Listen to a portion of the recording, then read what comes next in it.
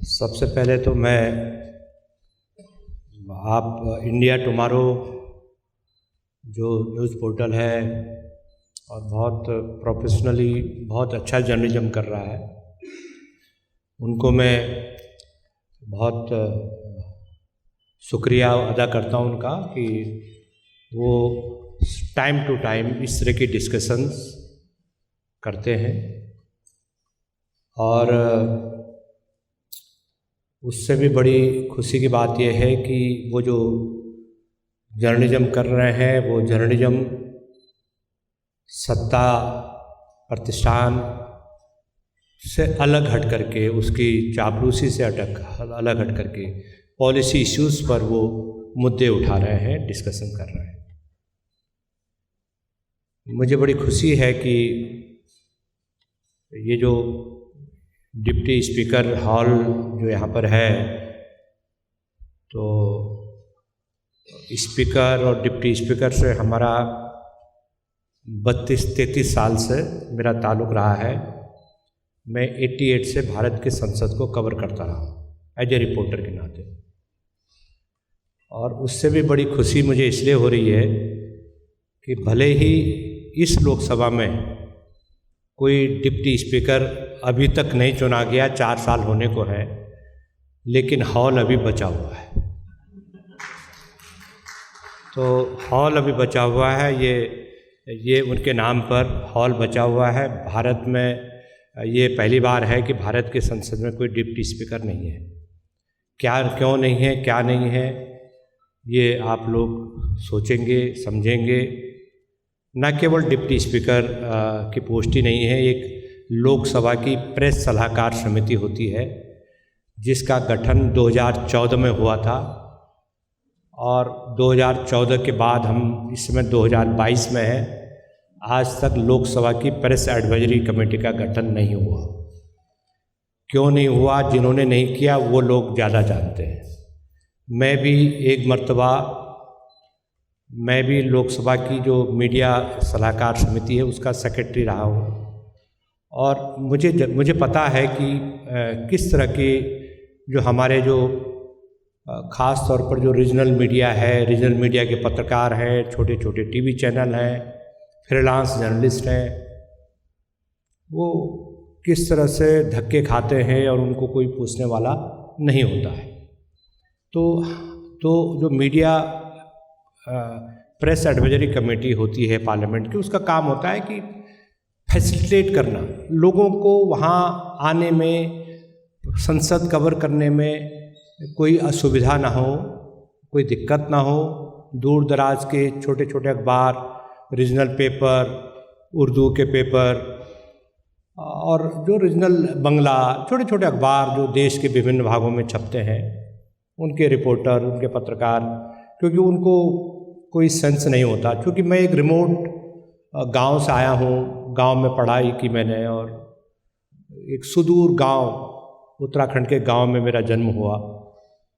तो वहाँ से मैं दिल्ली आया, तो मैं समझता हूँ कि, और देश भर में जब मैं घूमता हूँ तो मैं देखता हूँ कि कितनी दिक्कतें हैं छोटे छोटे अखबारों को। पहले तो उनको इतना पैसा दे नहीं सकते कि वो दिल्ली में एक रिपोर्टर रख सके। अगर किसी का रिपोर्टर है भी तो वो बेचारा पार्लियामेंट में नहीं घुस सकता। तो हम लोग क्या करते थे कि बड़ा उनके प्रति उनको बातचीत करते थे, और किसी को कोई दे वो हमसे अप्रोच करते थे और हम फैसिलिटेट करते थे कि भाई अब क्या है, वो प्रथा ख़त्म कर दी गई, कोई प्रेस एडवाइजरी उन्हें का ज़रूरत ही नहीं है। अब जब ज़रूरत नहीं है तो जिसको कहते हैं ना कि मेरे अंगना में तुम्हारा क्या काम है, ऐसा सिस्टम कर दिया गया है कि संसद, पार्लियामेंट, पार्लियामेंटेरियंस एंड मीडिया, इनकी जो एक रिलेशनशिप थी, हमारी जो हम इतनी बड़ी डेमोक्रेसी हैं, और उसमें हम लोग जो पार्लियामेंटेरियन एंड मीडिया, ये जो कोहेसिवनेस था, ये जो अंतर संबंध था, ये जो कोरिलेशन था between the all 3 organ of the system and parliament, इतनी बड़ी डेमोक्रेसी, हम दुनिया में जाके डंका पीटते हैं, हम लार्जेस्ट डेमोक्रेसी हैं, हम कहते हैं क्या तुम जब पाकिस्तान हमारे सामने खड़ा होता है और कहीं दुनिया की बातों में बोलता है तो हमारे देश के माइनॉरिटी के लोग कहते हैं अरे तुम चुप रहो, तुम डिक्टेटरशिप में जिए हो और हम लोग डेमोक्रेसी में जिए। हम आज़ादी के बाद हम लोगों ने, हमारी जो भी कौम रही हो, वो एक इंडिया के रूप में, इंडियन के रूप में, मैं दुनिया के देशों में गया तो वहाँ भी मुझे मुस्लिम माइनॉरिटी के लोग मिले। तो मैं मॉस्को में गया, हमारे एक ड्राइवर माइनॉरिटीज, इंडियन माइनॉरिटी, वो तो कह रहे थे साहब हम तो जब इंडियन मुस्लिम बोलते हैं तो हमारी बड़ी रिस्पेक्ट होती है, बड़ी रिगार्ड होती है, और अगर हम इंडियन मुस्लिम नहीं है तो हम लोगों को डिग्रेड करके देखा जाता है। तो ये हमारे देश का सम्मान है। मैं ये कह रहा हूँ कि ये हमारे देश की जो कॉन्स्टिट्यूशन है, हमारे देश का जो संविधान है, तो इसलिए हमारे देश का जो वैल्यू सिस्टम है और जिन वैल्यूज़ से इस देश की आज़ादी की लड़ाई लड़ी गई थी, इस देश की आज़ादी एक डिवाइडेड सोसाइटी के लिए नहीं लड़ी गई थी। इस देश के हर कौम, चाहे वो मुसलमान हो, हिंदू, मुसलमान, सिख, पारसी, ईसाई, उन लोगों ने इस देश के आज़ादी, जंग आज़ादी के लिए अपना कतरा खून बहाया उन लोगों ने, और कोई रिलीजन उस आज़ादी की लड़ाई में कहीं मुद्दा ही नहीं माना। ये बाद में क्या हुआ वो बहुत सारे विद्वानों को पता है कि बाद में किस तरह की चीज़ों ने शेप लिया, शक्ल लिया। मैं इसलिए ये कह रहा हूँ कि ये जो भारत का जो हम डेमोक्रेसी में जी रहे हैं, तो मैंने अब क्या सिस्टम हो गया, ये क्यों किया गया, ये इसके पीछे क्या कारण है कि अब कोविड हो गया 2020 की 22 मार्च 24 मार्च से कोविड लॉकडाउन पूरे देश में लग गया। हम भी पार्लियामेंट कवर कर रहे हैं, परमानेंट पास है, सेंट्रल हॉल पास है। हम लोग बाकी कई लोग यहाँ बैठे हुए हैं जो वर्षों से 30 मेरे से पहले से पार्लियामेंट जाते हैं। तो कहा कि कोविड की पाबंदियाँ लग गई, कोविड हो गया। मैंने कहा पाबंदियाँ लग गई तो हम लोगों को जीवन बचाने के लिए अगर कोई सरकार चिंता कर रही है तो इससे बड़ी चिंता की बात क्या है। तो हम लोगों ने कोऑपरेट किया, सारा मीडिया ने, हमने कहा कि जो आप लोगों की ज़िंदगी बचाने के लिए जो कर सकती है गवर्नमेंट, हमने कहा हम भी पार्लियामेंट नहीं जाएंगे, कोई पहाड़ तो टूट के नहीं आएगा, सुन लेंगे कहीं से, फ़ोन से पता कर लेंगे या लाइव कमेंट्री देख लेंगे, काम चला लेंगे। 2020 से लेकर के अब तक कम से कम मेरी समझ से 8-9 पार्लियामेंट के सेशन हो चुके हैं, अभी भी सेशन चल रहा है। एक ही हाउस में राज्यसभा होती है, अपर हाउस, एंड लोकसभा होती है, लोअर हाउस, जिसमें इलेक्टेड एमपी लोकसभा के चुन के जाते हैं। अब हालत क्या है कि पूरे देश में कोविड पाबंदियां खत्म हो गई हैं। मॉल, मेट्रो, डीटीसी की बस, ट्रेन, सड़क, सारा, मास्क भी मैं ही लगा के घूम रहा हूँ, मुझे नहीं लगता कि कोई लगा के घूमा होगा, मैंने यहाँ बाहर होता तो कहीं कुछ नहीं है। लेकिन भारत, हिंदुस्तान की जो संसद है उसमें लोकसभा की केवल प्रेस गैलरी में अभी भी कोविड पाबंदियां लागू हैं, ताकि किसी तरह यहाँ पत्रकार नाम का, रिपोर्टर नाम का प्राणी, जीव जंतु इधर नहीं घूमना चाहिए। ये जो प्रजाति जो है इधर नहीं, इसका क्या काम है यहाँ। तो इस तरह का हो गया। तो ये जो खतरनाक जो एक प्रवृत्ति हो रही है कि यहाँ पार्लियामेंट की जो घटनाएं हैं, इंफॉर्मेशन है, सूचनाएं हैं, वहाँ प्रॉब्लम पर जो डिस्कशंस हो रहा है under one rule 193, under 184, under various sort of discussions are वहाँ होते हैं। और उसके बाद देश की आवाम को रिपोर्टर बताते हैं ये डिस्कशंस का, इस कंक्लूजन। और हमें पता है कि जब कोई स्पीकर किसी पॉलिटिकल पार्टी का बोलता है और हमारी समझ में, हम हाउस में बैठे हुए हैं, प्रेस गैलरी में बैठे हुए हैं, तो हम लोग नीचे जा कर के क्लैरिफिकेशन पूछते हैं, साहब ये लाइन ये समझ नहीं आया कि आपके कहने का मतलब क्या है, ये क्या कह रहे थे आप। तो हमें क्लैरिफिकेशन होता था। एंड ये जो parliament and parliamentarian and media है, ये सिंगल वे ट्रैफिक नहीं है, ये डबल वे ट्रैफिक है। तो अभी मेरे को कॉल आई थी पिछले हफ्ते कि आपको सोमवार, ये जो चला गया मंडे, ट्यूसडे एंड वेडनेसडे, 3 दिन पार्लियामेंट आना है। मतलब पार्लियामेंट में ऐसा हो गया कि जैसे वहाँ मैं क्षमा के साथ कहता हूँ, किसी की भावनाओं को मैं आहत नहीं करना चाहता, कि भगवान का कोई मंदिर में से कोई प्रसाद बंट रहा हो और आप प्रसाद लेने आइए 3 दिन और उसके बाद अपने मोहल्ले में प्रसाद बांटिए। मतलब ये जो मजाक है, ये जो रिपोर्टर और जर्नलिज्म के साथ कि मैंने कहा ये क्या है इसका करें, ये लॉटरी निकली आपकी। तो लॉटरी तो हमने सोचा था कि कोई असम लॉटरी या कहाँ की लॉटरी होती थी, वो हम छोटे छोटे तो लॉटरी निकालते थे, लॉटरी का टिकट हम भी लेते थे कभी कभी कि निकल ही जाए, किस्मत खुल जाए। तो ये लॉटरी सिस्टम से ये देश की मीडिया चल रही है कि लॉटरी निकलेगी तो आप पार्लियामेंट आ सकते हैं, जैसे कि कोई मतलब वो लोग हैंडल कर रहे हैं ये जो मीडिया प्लानिंग है, मीडिया पॉलिसीज़ है, जिनको उसकी समझ नहीं है। इसकी हालत ऐसी होगी कि जैसे कोई जानवरों का डॉक्टर हो, पशुओं का, भैंस का या घोड़े का डॉक्टर हो, और उसको हम कहें कि साहब ये आदमी का हार्ट का ऑपरेशन इसी से करवा लो, तो कोई समझ नहीं है। और ये डॉक्टरों के पशुओं के डॉक्टर से, मवेशियों के डॉक्टर से इंसान का हार्ट का सर्जरी करना चाहते हैं। तो इस तरह का सिस्टम है। कौन करना चाहता है, मैं उस डॉक्टर का नाम नहीं बताना चाहता, सारे लोग आप लोग जानते हैं कि किस तरह की सर्जरी डेमोक्रेसी की हो रही है। और ये हालत भारत की संसद की है।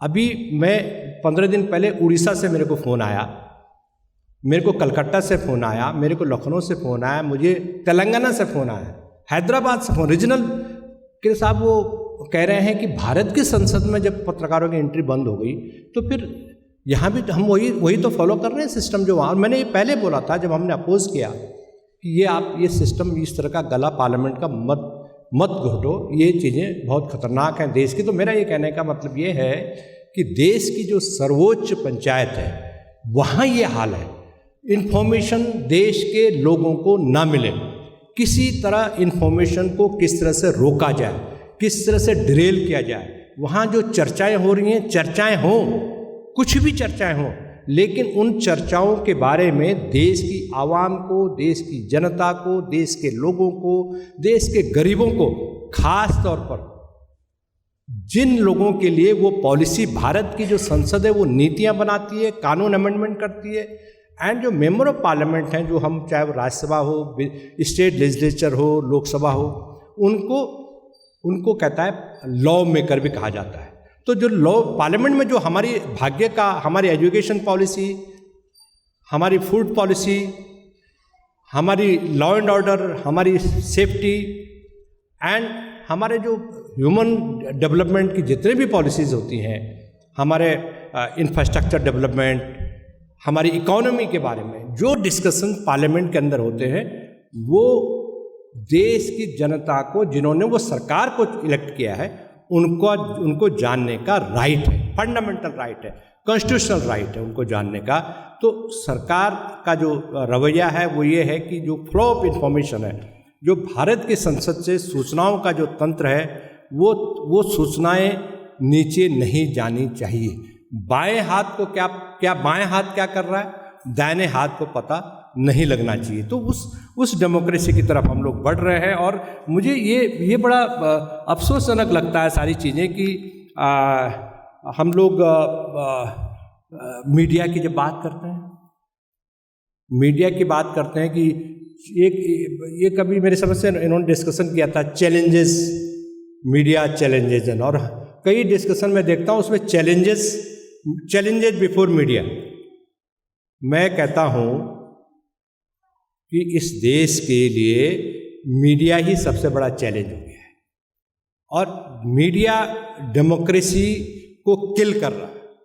मैं ये मानता हूँ और बड़े फक्र के साथ और बड़े दावे के साथ, फक्र तो नहीं है, शर्म है मेरे को, कि मीडिया, जो हम जिसको मीडिया बोल रहे हैं, जिसको टेलीविज़न मीडिया बोल रहे हैं, जो हमारे नौजवानों के दिमाग में इम्पैक्ट कर रहा है, इमीडिएट इम्पैक्ट, वो मीडिया आज सबसे बड़ा डॉन बन चुका है, विलेन बन चुका है।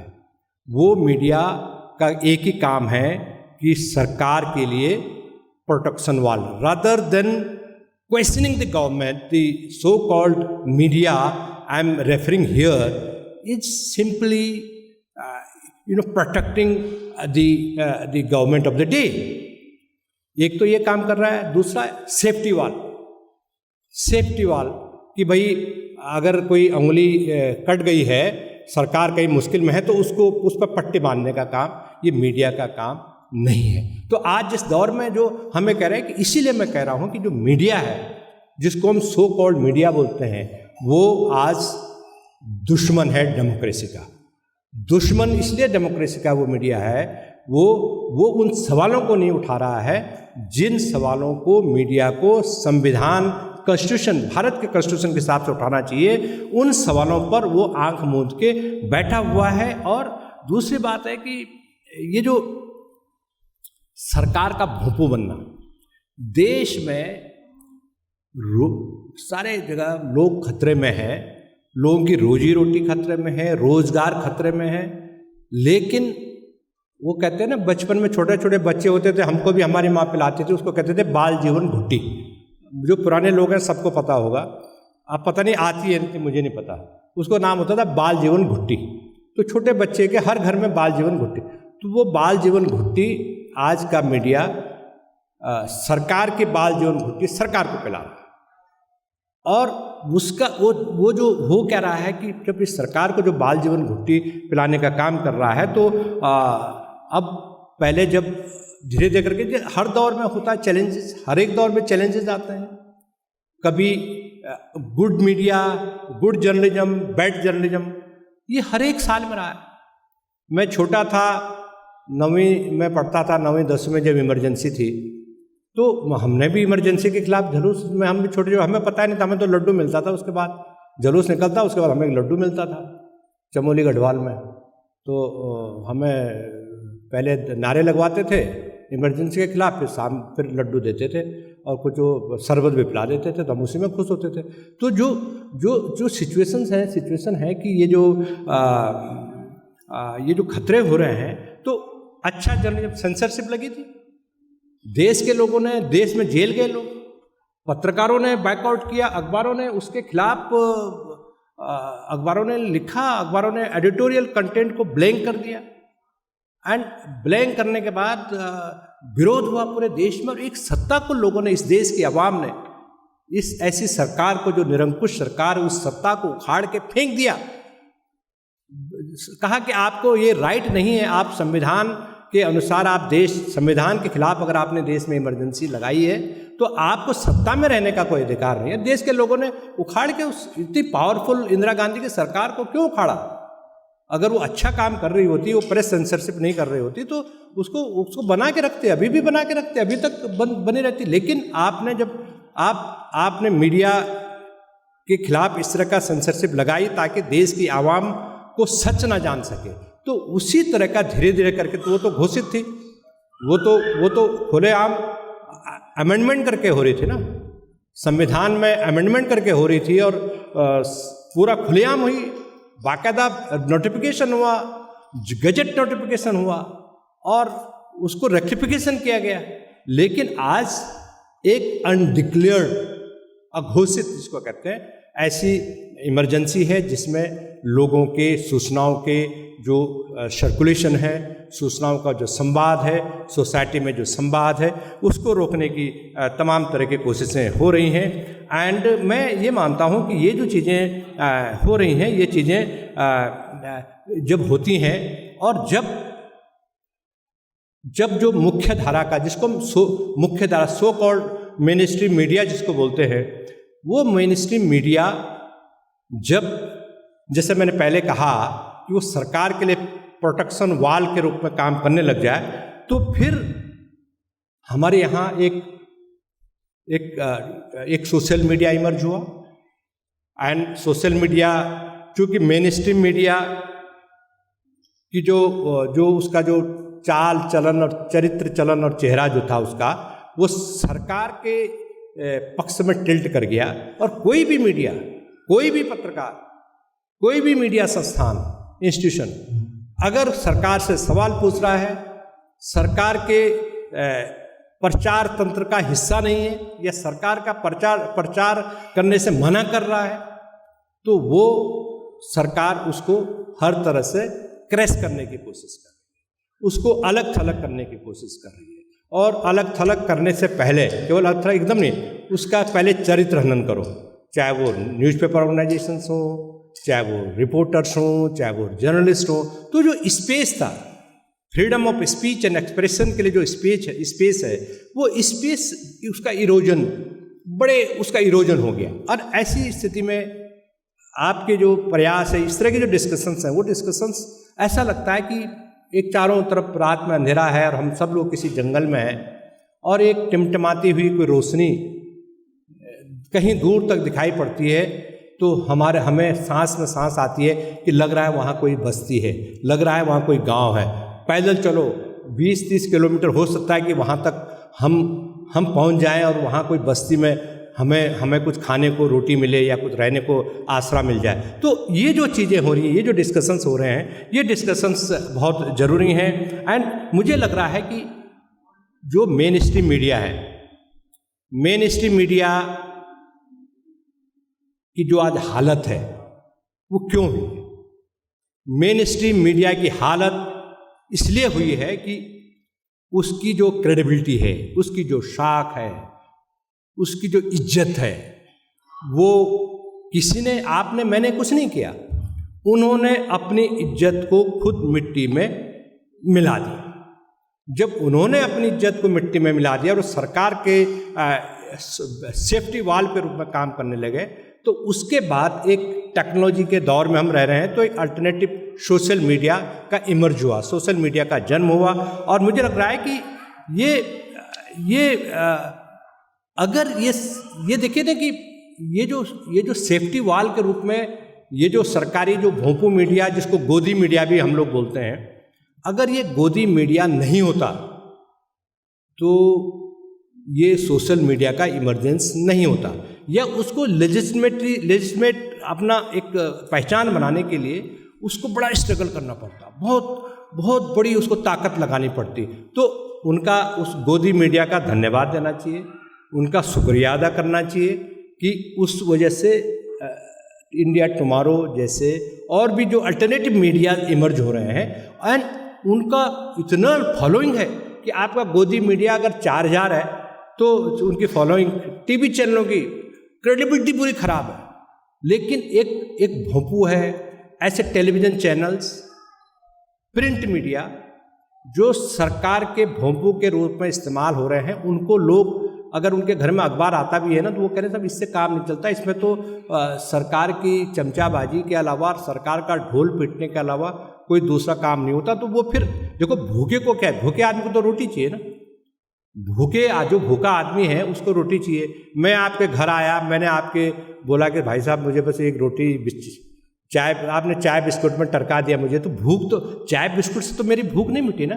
फिर मैं कहीं कहा कि भाई साहब अब आपको, मुझे लगा कि खाने का टाइम नहीं, आप मुझे कहाँ से खिलाओगे, घर में कोई है नहीं, तो मैं बोलूँगा कि मैं 5 मिनट में आता हूँ। मैं कहीं मोहल्ले में ढाबा, कोई खोमचा कोई लगा हो कि भाई साहब कुछ है बिरयानी या कुछ है खाने को आपको, वो कह रहे साहब वो तो ख़त्म हो गया, अरे ब्रेड दे दो, बिस्किट दे दो, कुछ दे दो, नहीं तो ठेले वाले से खीरा ककड़ी निकाल करके नमक लगा के खा, मुझे पेट भरना है। तो आज वही हालत हमारे देश की आवाम की है। उसको वो चीज़ मेन स्ट्रीम मीडिया अगर प्रोवाइड कर रहा होता, तो आज हमारे जो देश है, हमारे जो आवाम है, ये मीडिया से विमुख होकर के, अलग होकर के, क्यों हम लोग एक अल्टरनेटिव मीडिया, न्यूज़ पोर्टल और ऐसे जो इंडिपेंडेंट पोर्टल्स हैं उनकी तरफ हमारे लोग देखते हैं।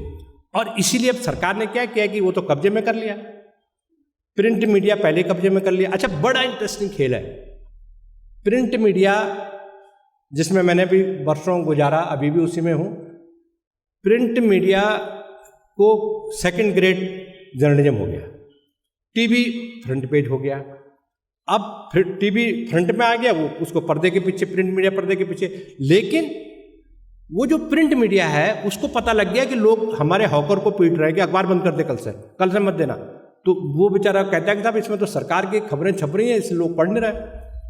तो उसमें थोड़ा थोड़ा करके आप देखते होंगे कि प्रिंट मीडिया में कभी कभी कुछ पॉलिसी लेकर के छोटी मोटी स्टोरी छप जाएगी, लेकिन वही टाइम्स ऑफ इंडिया, उसका प्रिंट मीडिया का कुछ खबर बैलेंसिंग एक्ट करते हैं, लेकिन उसका आप अंग्रेजी में चले जाओ, आप उनके टीवी चैनल चले जाओगे मैंने तो कई साल हो गए उनको देखा तक नहीं। मतलब क्यों? क्योंकि वो चाहते हैं, वो अपने को आइडेंटिफाइड नहीं करना चाहते पब्लिक। वो तो किसके लिए? कॉर्पोरेट्स, जिसे nexus between the corporates and the government.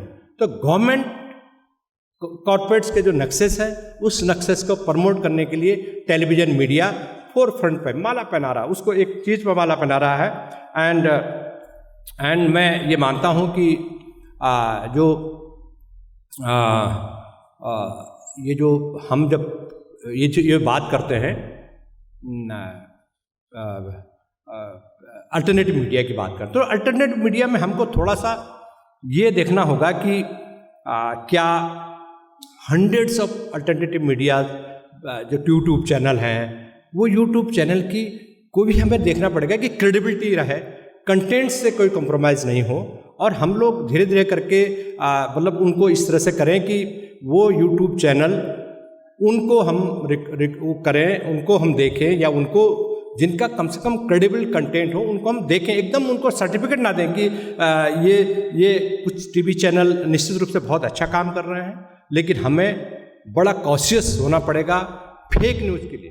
Fake news भी चाहे वो किसी की तरफ से हो, फेक न्यूज़ का यूट्यूब चैनल के जरिए अपने को ऊपर ब्रांडिंग दिखा करके, लेकिन फेक न्यूज़ का भी एक पैरेलल, एक पल्यूट करने का, सोसाइटी को पल्यूट करने का, सोसाइटी में विखंडन पैदा करने का, बिखराव पैदा करने का भी कुछ यूट्यूब चैनल काम कर रहे हैं, और वो दिखा रहे हैं कि हम लोग बिल्कुल सोसाइटी की बड़ी चिंता है। तो मुझे लग रहा है कि मैंने अपना एक छोटा सा जो अपना काम, जो दो बातें आपसे कहनी थी, वो बातें मैंने कही, और मैं ये मानता हूँ कि चैलेंजेस आने वाले वक्त पर बहुत बड़े हैं, लेकिन अल्टीमेटली ये जनता तय करेगी। जो आवाम है वो आवाम तय करेगी, और वो लोग तय करेंगे जो इलेक्टेड गवर्नमेंट को वोट देते हैं कि सच क्या है, अच्छा जर्नलिज्म क्या है, गुड जर्नलिज्म क्या है, बैड जर्नलिज्म क्या है। तो मुझे लग रहा है ये बहस चलती रहेगी। मैं शुक्रगुजार हूँ आप सबका कि आप सब लोगों ने मेरी बात सुनी, और समय समय पर आप लोगों से टाइम टू टाइम बात होती रहेगी।